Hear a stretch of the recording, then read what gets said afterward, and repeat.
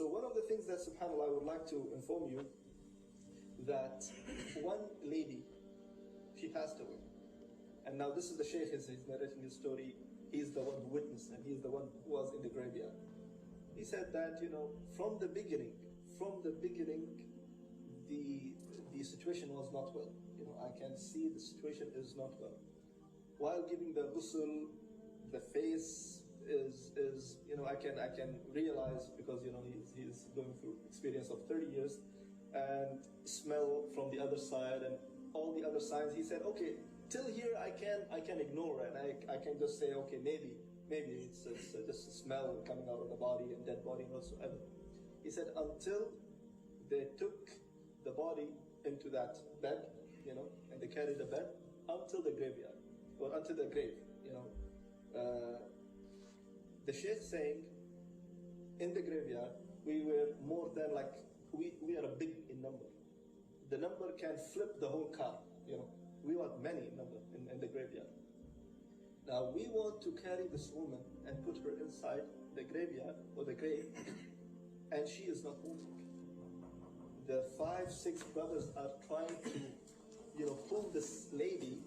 She is not moving. Another 4 or 5 brothers coming and is trying to hold this body, and she is not moving. And that's why the Shaykh said, our number was enough to flip the whole car. But this body with, small size and small body, she is not moving from her, that bed. So what's wrong? And he did his best. That body is not moving from that bed. And now he said, I went through all these fiqhi issues and all these books. There is nothing like that. Okay, if it's bleeding, you do this. If it's broken, you do this. If you have body chopped into many pieces, what you will do, how you will go do ghusl and bath and everything. But I never ever come across with this kind of situation, So I have to call one of the mashayikh. And the situation was really bad. Even though he was saying, before calling the Shaykh, he was standing in between the grave. So one feet is here and the other feet is here. The hole is in between his legs, so he can at least help. But the thing is, the body is not moving. So at the end, when he gave up, he said, let me call one of the mashayikh and ask what to do. So he called one of the mashayikh, and he just in a very fast way, he said, this is the scenario, what should I do? I don't know what to do. So the Shaykh said, well, keep reading, start reading the Quran or something. So he said, well, according to my experience, the dead person will not hear, so why I have to read? He said, just read, I cannot give you any answer, just read that. So he said, okay, I came back to the dead body, and I started reading randomly, some from the Surah Yasin, some from Surah Al-Qaf, some verses from here and some verses from here. And the first thing, of course, you take the person into the grave is the legs.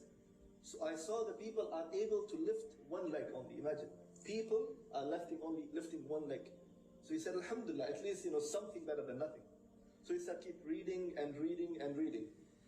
And 3 of the sons of this lady, they carry the body inside the grave, and he is still reading.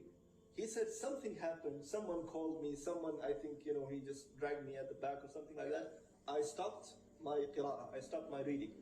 He said, out of sudden, I just saw that 3 sons went inside the grave. They just fell down, because again, the body became very heavy. They couldn't handle it. So they fell down, the body fell down, and the body, hit the grave, and, So he said, what happened? Why are you doing this to your mother? He said, Wallahi, we don't know. She just out of sudden, she becomes so heavy, we cannot carry her. So he said, anyways, I went inside the grave, and I started telling them, okay, and I started reading, and I'm just, I'm not stopping reading. I'm just pointing, do this, lift this, and do this. And he said, as a man, as an ajnabi, as a stranger, I cannot touch her, because there is mahram, there is sons and the relative of this lady, so I cannot touch her unless she is completely alone. So I'm just telling and giving the advices what to do and what not to do. And one of the sons, he's crying, continuously crying. So the Shaykh said, what's wrong? What's wrong? He said, Shaykh, Allah yakhallik, may Allah save you. Don't say anything. Just protect, or what you call istar ala ummi, means just make sitr, just protect, and don't say anything about my mother to anyone. He said, I didn't see anything, what you talking about? He said, that's it, Shaykh. I'm just telling you, please protect the name of my mother at least. The Sheikh couldn't understand anything. And then the Sheikh wants to come up, and before coming up from the grave, the son said, may I see my mother's face? The Sheikh said, okay, let me come out of the grave, and you see your mother's face. I cannot, see. So the Sheikh came out, and then the son saw the face. He came out as well, crying a lot, and made the defen and everything. And the son actually, he promised the Sheikh while they were in the grave that I will tell you, but don't say anything to people. I will tell you later on once we are outside the grave. So once it's done and the son is crying, he took him into the side. The Sheikh said, what's wrong? Why are you crying? And he said, no, I will not tell you. He said, you promised me. You promised me you will tell me. He said, no, I cannot tell you, Sheikh. He said, why you promised me and you have to fulfill your promise. He said, I have to just tell you one thing. That the woman that we just buried, she is not my mom. She was not my mom. The Sheikh said, I have the paper. It's your mother and this is her name and this and that. He said, Wallahi, Sheikh, I swear by Allah, when you gave her ghusl, I was there. When you gave her the bath, I was there. Her face was white, And Wallahi, what I saw just now, it was a coal. It was a black stone. And she was not my mom. And he's crying. The Sheikh said, okay, tell me, what's wrong? He said, no, I cannot tell you, Sheikh, and he left. End of the story.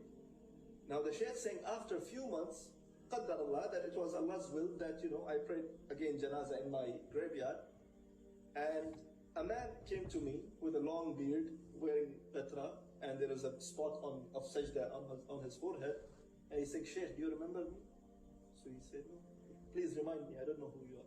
He said, do you remember a few months ago, there was a lady refusing going inside the grave, and on the sun.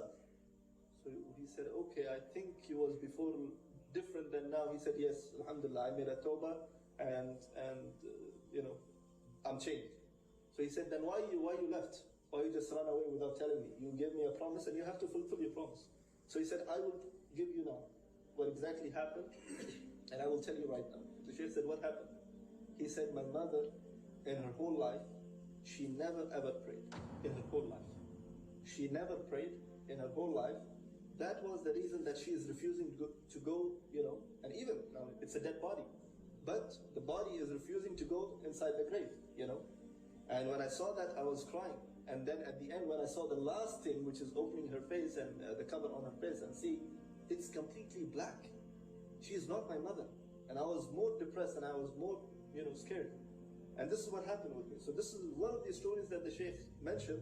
He said, now look, just because she didn't pray her life and she was lazy to go and get up for prayers, this is what happened, and people saw and witnessed that the body was refusing to go inside the grave.